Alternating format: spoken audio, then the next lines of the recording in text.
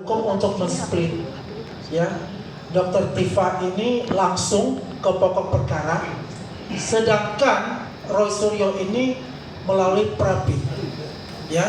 Jadi intinya kalau saya katakan Roy Suryo ini pengecut, ya, tidak mau langsung masuk ke pokok perkara, karena keyakinan kami Prapitnya itu akan ditolak, karena glorifikasi mengenai penangkapan penahanannya seperti G30 SPKI itu adalah omong kosong belaka. Setelah kita melihat apa yang terjadi dalam video tersebut, dan kemungkinan kalau ditolak dia akan melakukan Prapit lagi, maka saya katakan itu adalah tindakan yang pengecut untuk itu.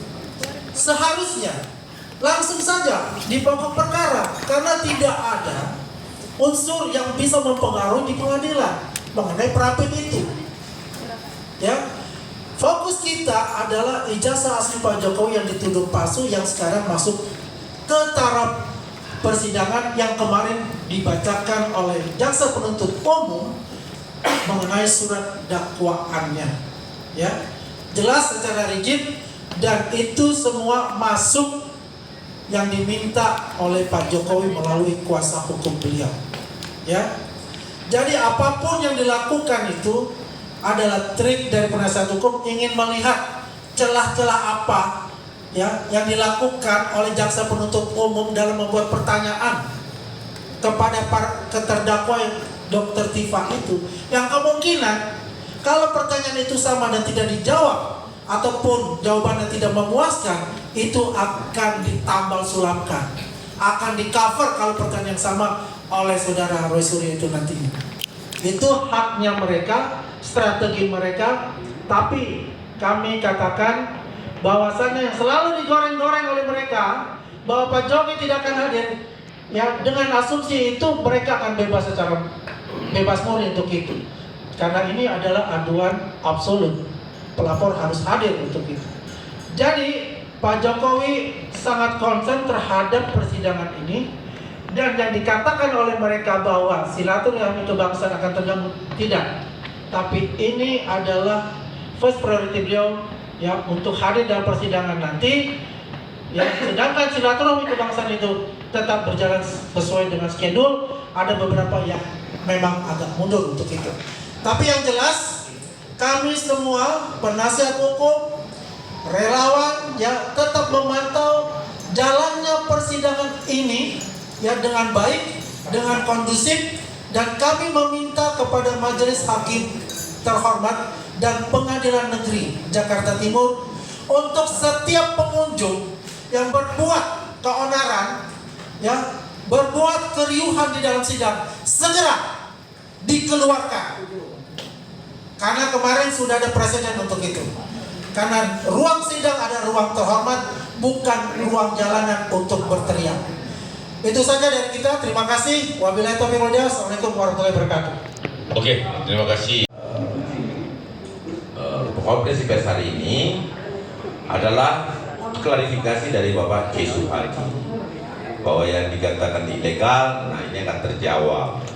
Satu lagi yang saya ingin tanamkan dan sampaikan terlebih dahulu, bahwa perlu kita pahami bahwa pasal dari dakwaan yang telah dibacakan kemarin sebagai pembelajaran publik, bahwa tidak hanya saya garis bawahi highlight, bahwa tidak hanya pasal yang bersifat delik aduan, tapi di dalam dakwaan tersebut ada pasal-pasal delik umum. Delik umum itu bisa dilaporkan oleh siapapun. Saya garis bawahi, ya, siapapun. Jadi kalau ada bahasa menanyakan surat kuasa, nanti akan dijelaskan oleh Bapak Maret Samuel Sawiken sebagai lapor. Waktu dan tempat Pak Maret kami berikan. Iya, baiklah Kang Ade. Teman-teman wartawan semuanya yang saya banggakan, mohon maaf ya karena saya mungkin jarang sekali muncul, tapi karena ini sudah terkait dengan Pak Suhadi, dan tim Merah Putih, saya harus bicara. Oke, kita bicara terkait dengan legal standing supaya teman-teman media, wartawan betul-betul bisa memahami background apa yang kami lakukan selama ini. Saya adalah pelapor utama dari 4 pelapor yang ada. Dan salah satunya adalah Pak Jokowi sendiri, Lecu, Andi Kurniawan, dan saya. Ya. Sejak awal saya sudah didampingi oleh tim kuasa hukum Merah Putih. Yang leadnya itu adalah Pak Suhadi. Sebelum melapor 1,5 tahun yang lalu, sekitar 1,5 tahun yang lalu, pada saat melapor dan sampai hari ini itu didampingi oleh tim kuasa hukum Merah Putih. Ada surat kuasa sejak tahun lalu. Itu yang pertama. Jadi legal standingnya clear. Yang kedua, siapa ini makhluk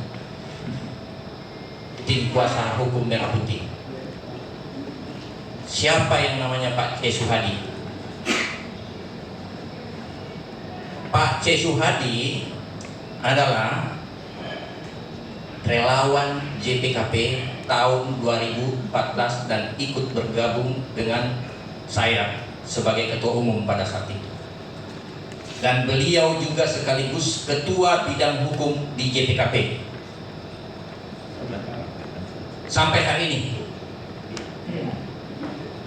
Ya, jadi Pak Suhadi ini bukan siapa-siapa, ini sudah bagian dari perjalanan panjang kami, sudah hampir 14 tahun. Jadi kalau ada yang mempertanyakan legal standingnya, saya pikir itu keliru besar. Yang ketiga, siapa itu makhluk yang namanya tim hukum Merah Putih?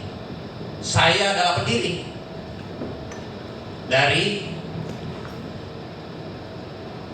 hukum Merah Putih ini, dari beberapa kawan pendiri yang lain. Jadi Pak Suhadi itu adalah sudah bagian saya, tim kuasa hukum Merah Putih itu adalah saya. Legal standingnya clear. Makanya teman-teman media semua di sini, ini tim kuasa hukum Merah Putih di sini. Tentu ada Kang Ade sebagai saudara kami juga dari Berani Bersatu. Karena apa? Salah satu pendirinya juga tim kuasa hukum Merah Putih itu bagian dari Berani Bersatu.